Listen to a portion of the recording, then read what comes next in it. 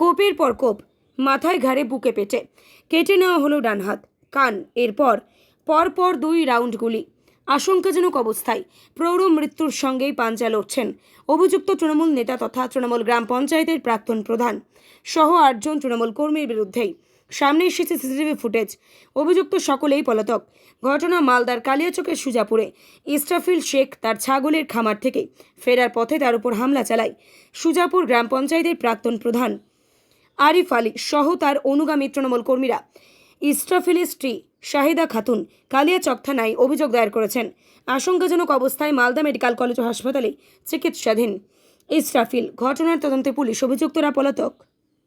যে কালকে আমি কলকাতায় ছিলাম, হঠাৎ করে শুনি কি আমার বাবার ওপর অ্যাটাক করেছে গাড়ি প্রধানরা। তারপরে আমি সিসিটিভি ফুটেজে যা দেখতে পেলাম যে আমার বাবা রোজ দিনের মতো ওই ছাগল খামারে ছাগলদেরকে খাবার খাওয়াতে নিয়ে যাচ্ছিল, আর পিছন দিক থেকে ওই 3 জন অ্যাটাক করে। তার মধ্যে আরিফ প্রধানকে আমি চিনি ব্যক্তিগতভাবে, ওই হাতে বন্দুক নিয়ে অ্যাটাক করেছে। আর তার সামনে ছেলেটা সাফিকুল, সে প্রথমে হাউসা নিয়ে আঘাত করে।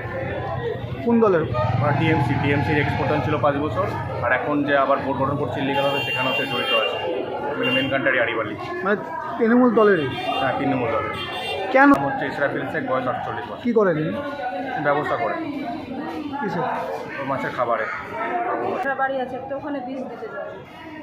দুটো বালতি আর একটা বোতল নিয়ে যাচ্ছিল, পিছন থেকে এসে আমার স্বামীকে অ্যাটাক করে। কি অ্যাটাক করেন? হাসুয়া পিস্তল নিয়ে সব পিছন থেকে এসে কোপ মারে। সেখানে আমার স্বামী যখন কিছুই জানে না, পিছন থেকে এসে করে কোপ মারে। কোপ মারতে গিয়ে ডান হাতটাতে কোপটা, সম্পূর্ণ কোপ ডান হাতে, একটা কান হয়েছে, ডান হাতটা হয়েছে। আমার স্বামীর হাতের কোনো অবস্থা ঠিক নেই, পিঠে অনেকগুলো কোপ আছে, এই হাতটাতে কোপ মেরেছে আমার স্বামী। সব কে কোপটা কে মেরেছে?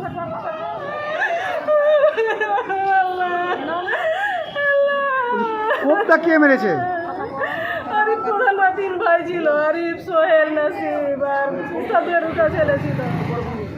যে ইস্তাফিয়ার 2টা ছিল, শাহিদ আর আমান ছিল, আর জেম ছিল, একটা সাদিকুল বলে নাম ছিল। তারা কোন পার্টির আছে? টিএমসি পার্টি করতো, এনামুলও ছিল স্যার। টিএমসি কে করে? ওরাই সবাই টিএমসি করে। ও 5 বছর প্রধান ছিল আগে। টিএমসি? হ্যাঁ, টিএমসি প্রধান ছিল, এখন আর প্রধান নেই। আবার যে বললো ওটা গঠন করলো। তো এই ঘটনাটা ঘটেছে কোথায়? ঘটেছে মসজিদের পিছন পার্শ্বে। গুলি চালিয়েছে? গুলি চালিয়েছে? ওটা গুলি চালিয়েছে আর হাসুয়ার কোপ দিয়েছে। গুলিটা ফাঁকা গেছে। আরিফ প্রধান। কোন দলের? টিএমসি দলের আরিফ প্রধান।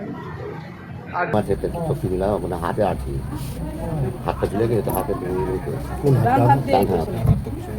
ডান হাতে। তারপরে আমি আমার যেখানে আমাকে ই করছিল, মানে আমি ঘেরা বাড়ি গেছিলাম, আমি ট্রিপের গাছ লেগেছি, ট্রিপের গাছগুলোতে আমি ই দিতে গেছিলাম রাত্রিবেলায় দিই, লাইটিং উইটিং দেওয়া আছে, আপনার ঘেরা চালানো আছে, তো রাত্রে দিই সব কাজ ওখানে আমি রাত্রি করি। আর ওটা গেছিলাম, আর পিছন থেকে এসে তারপরে চালু করি। দেখুন, পরশু দিন রাত্রেবেলায় আমরা একটা খবর পেয়েছি কি আরিফ শেখ আছে, যে আপনি বলছেন প্রাক্তন প্রধানের হাজব্যান্ড ছিল, আর একটা পেকু শেখ আছে, ও হিস্ট্রি শিটার আছে, ক্রিমিনাল ব্যাকগ্রাউন্ড আছে। ওদের মধ্যে আগে থেকেই কিছু ডিসপিউট চলছিল, মেবি মনিটারি ডিসপিউট আছে। ওটাই নিয়ে আরিফ শেখের লোকটা, আমরা যে এভিডেন্সগুলো কালেক্ট করতে পেরেছি কি পেকু উপরে চড় হয়েছে, হাসুয়ার উপরে ওয়ার করেছে। কমপ্লেন আসছে কি 2 রাউন্ড ফায়ারও করেছে, কিন্তু আপাতত আমরা ওখানে কোনো ফায়ারিং যে গুলি ছিল পেলাম না। ইনজুরি রিপোর্ট দেখে আমরা ডিটেলস জানতে পারবো। এই ঘটনার পরিপ্রেক্ষিতে সেই দিনই আমাদের রেড হয়েছে, আমরা অনেক জায়গায় রেড করেছি। কালকে স্পেসিফিক কেস হয়েছে, অ্যাটেম্প টু মার্ডার কেস হয়েছে, যেখানে আরিফ শেখের বাই নেম আর 4 লোক FIR নেম আছে। আমরা তদন্তে নেমেছি, যার ইনভলভমেন্ট হবে আমরা। হ্যাঁ, এখন পর্যন্ত এরা অ্যাবসকন্ডেড আছে। আমরা বিভিন্ন জায়গায় ইনক্লুডিং মুর্শিদাবাদ আমরা রেড করেছিলাম সেই দিনই। আপাতত এরা সব ঘর ছাড়া আছে। আমরা শীঘ্রই আশা করছি কি অ্যারেস্ট। এর আগেও কি ওদের দুজনে